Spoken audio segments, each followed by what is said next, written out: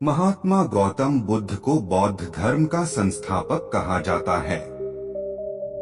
उन्होंने वर्षों बोध गया के बोधि वृक्ष के नीचे बैठकर तपस्या की और इसके बाद उन्हें दिव्य ज्ञान की प्राप्ति हुई।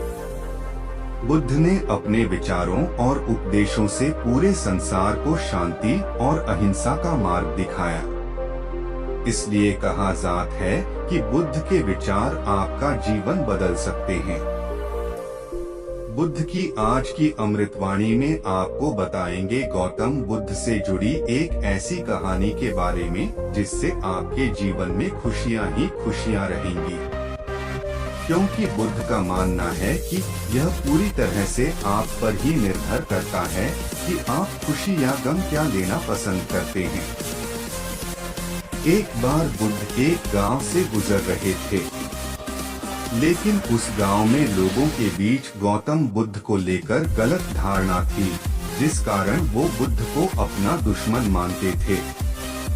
जब उस गांव में बुद्ध आए तो गांव वाले उन्हें बहुत भला बुरा कहने लगे और बदुआएं देने लगे, लेकिन इसके बावजूद भी बुद्ध गांव वालों की बात शांति से और मुस्कुराकर चुपचाप सुनते रहे। गांव वालों ने देखा कि उनकी बातों का बुद्ध पर कोई असर नहीं हो रहा है और वे विनम्रता से उनकी बातें सुन रहे हैं। गांव वाले जब बोलते बोलते थक गए तो आखिर में बुद्ध ने कहा कि यदि आप सभी की बातें समाप्त हो गई हो तो मैं अब प्रस्थान करूं।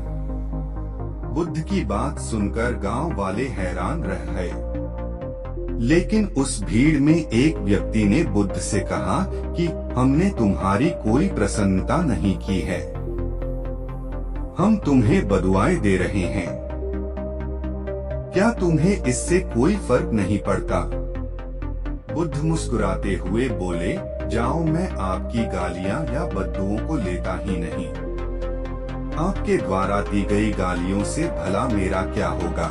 जब तक कि मैं आपकी गालियों को स्वीकार ही नहीं करता, इसका कोई परिणाम ही नहीं होगा।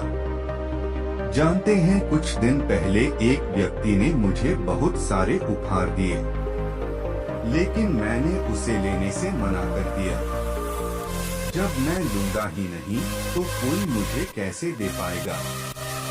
बुद्ध ने पूछा, बताइए, अगर मैंने उपहार नहीं लिया तो उपहार देने वाले व्यक्ति ने क्या किया होगा? भीड़ में से किसी ने कहा, व्यक्ति ने अपने उपहार को अपने पास रख लिया होगा। बुद्ध ने कहा, मुझे आप सब पर इसलिए दया आती है क्योंकि मैं आपकी इन गालियों को लेने में असमर्थ हूँ और आपकी ये गालियाँ आपके पास ही रह जाएगी।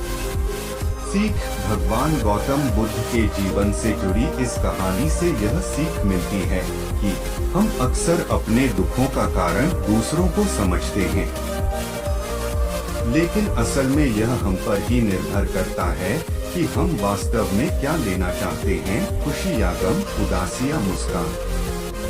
यकीन मानिए, ये छोटी सी कहानी जीवन में एक बड़ा बदलाव ला सकती है।